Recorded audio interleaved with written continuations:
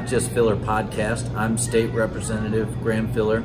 This is Spencer Flynn. He does marketing for the, we call it the Lansing Airport, but it's the Capital Region Airport, Capital International. It's got a lot of names, and we're going to talk about that as we go forward. But you know there's an airport in Lansing that's a huge blessing for Clinton County, for all of mid-Michigan, frankly for the state of Michigan, to have an active, available airport. I will tell you personally, I love flying in this airport. It's easy to get to, and I'm not just saying that because I live 3 miles away, but security, they get you through. There's a ton of direct flights. So just tell me a little bit about your role, and then tell me a little bit about the history of the airport. Some people don't even know there's an airport in Lansing, which is interesting. Yeah, of course. So I grew up around here, but I've been here at the airport working for just over 2 years now. And my role is really communication, both internally, externally, for passengers, all the partners that we work with to keep this airport operating, whether it's airlines, food service vendors, or security personnel, things like that. So what I found is that I'm communicating the same message 3 or 4 different ways at all times. It's really important that we also communicate with just the community in general and let them know what's going on, because even if you don't travel, we're a part of this community, and it's really important that people know what's happening, what's going on here. We've been here since about 1920 is when this first became. Oh really? 1920? Became I did not know that. An airport. In the 50s is when our terminal was built and what people nowadays would probably call as an official airport. Yeah. But before that, it was a landing strip and a small paved runway and a lot of experimental flights and things like that. So long history here in the region, and one of the earliest airports in the state, being here right by the Capitol. Oh really? And now we have quite a few airports here between Kalamazoo, Grand Rapids, Detroit, Flint, Saginaw. But we've been here for a long time, and it's such an important part of the community. Tell me the importance of having an airport, and I love that we can hear the announcements. You're really here in the airport. Tell me about the importance of having this airport in mid-Michigan. Yeah, and one of the things that really sets a community apart is having an airport. And a lot of people will caveat that and say having a real airport. What we found is we say we have $1 billion of annual economic impact. That's not just people traveling and flying out of here. That's the entire economic impact of having an airport in your community, whether it's drawing new businesses in, whether it's retaining talent. With MSU so close, if we didn't have an airport, the number of students that would immediately leave the area is gigantic. That's interesting. Yeah, one of the things that keeps them here is they say, I'm a young professional with money. I can still travel and explore other places and call this home and really enjoy it.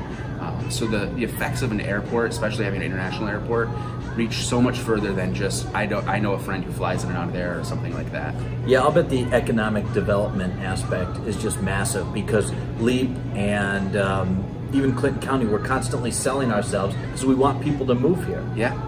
You've got choices in Michigan. You can go to Grand Rapids area, you can go to Detroit area. Come to mid-Michigan, we've got an airport. Mm-hmm. There's access.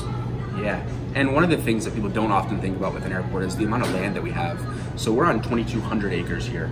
Obviously, some of that is taken up by terminal and runway space, but we have all these development opportunities. So it's not just move your company to Lansing area and do what you want. It's you can move it right here on airport property. We can help you co-develop something. So if you're a niche that really needs to import-export constantly, or if you're somebody who's getting air freight all the time, there's those development opportunities too that are a little more specific. I think I learned this when I started researching. This is a huge cargo airport. It is. Can you explain maybe what that means and the importance of that? Yeah, so we're the Michigan hub for UPS cargo, which means we have 2 giant cargo planes come in and out every day around 10 p.m. You'll hear the big one take off. In regular times, that's full capacity. Around the holidays, we'll do 5 of those planes a day. Wow. And that was just under 55 million pounds of cargo last year. It's a huge impact in the region, whether it's actually getting a package here, but just showing that companies can work and use this as a logistics center. Sure. And the scale of it is so much more than I ever expected when I started this job. I knew there's a UPS plane there. They ship some packages. It's an insane, huge business, and it's just growing every year. Last year, we upgraded their ramp area, doubled its size so they can continue to expand as more and more stuff's shipped. I've got to imagine there are challenges, especially specific to a smaller airport. Maybe you want to talk about them? Yeah, so one of the hard things about a smaller airport is that as we lower the number of flights that you have in an airport, you can't really lower the amount of crew and the fixed cost. We have to have a certain number of maintenance people, security professionals, keeping everything secure and the runway safe if I have 1 flight a day or if I have 100. So as a smaller airport, they tend to operate right on that line of Yeah, we're doing fine right now, but we can't really shrink our fixed costs.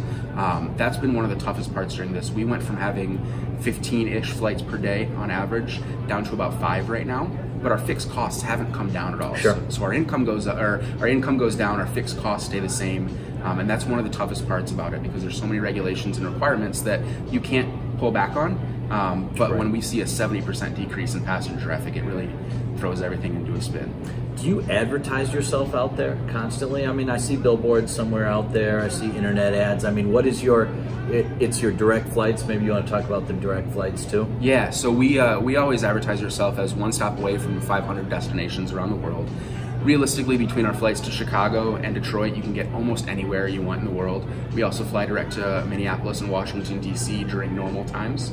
That DC flight is one. You hit it in the morning, get your business done, and then you're back at night. That's really a blessing. And that's something that we work really hard on, is understanding that it's great to be able to go somewhere, but if that flight time doesn't work for something like DC, if I got you in there at 6 p.m. and the next flight left at 9 a.m., it doesn't give you time to get that stuff done. So who we really try and market to is the people who understand that the experience is worth it. We're always going to be a little bit more expensive than a Detroit.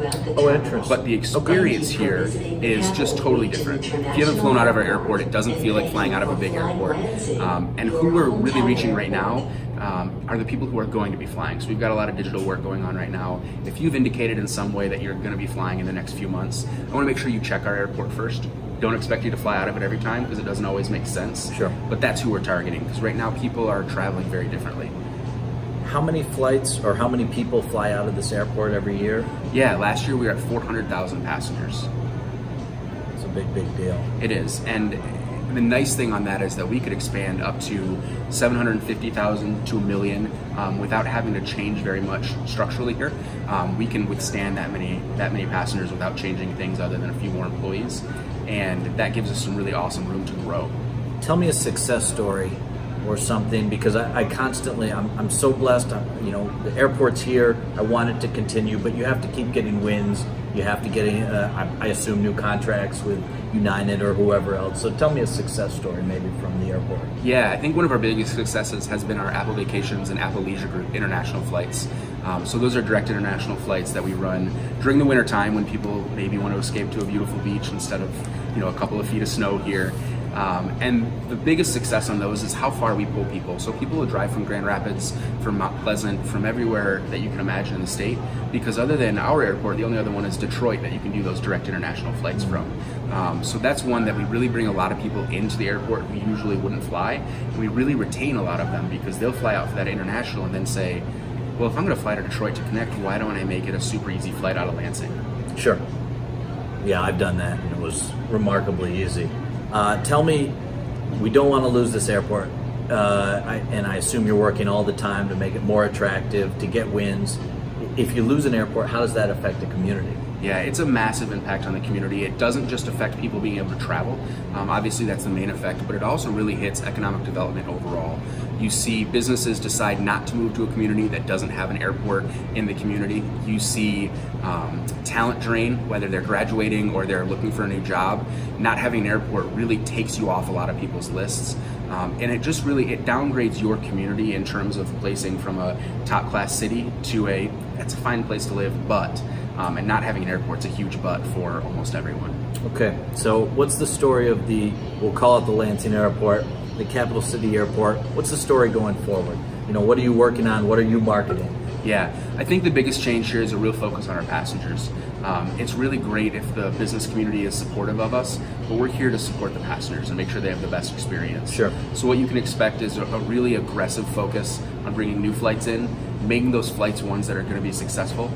It'd be great if somebody wanted to do a direct to China flight, but I'd rather have a successful flight to Florida and make it a long-term investment because it takes time and money to get those flights.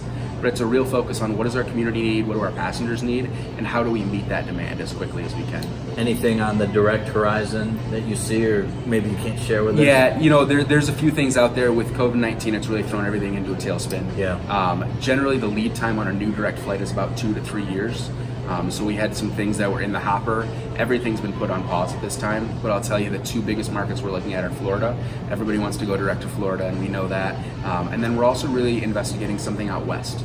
We've never had a flight that takes us out west, whether it's to Colorado or California. We had some Vegas flights for a while that were really great, but we'd love to see another direct flight that gets you towards the west and as a destination itself, but also gets you closer to another destination out there.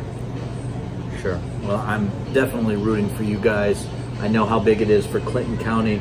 We always talk about if Lansing and the capital region does well, then Clinton County and Gratiot and everybody else does well too. Yeah. And so Spencer does marketing for the airport here in Lansing. It's a blessing to have you here, to have this airport here. Thank you so much for coming on the podcast.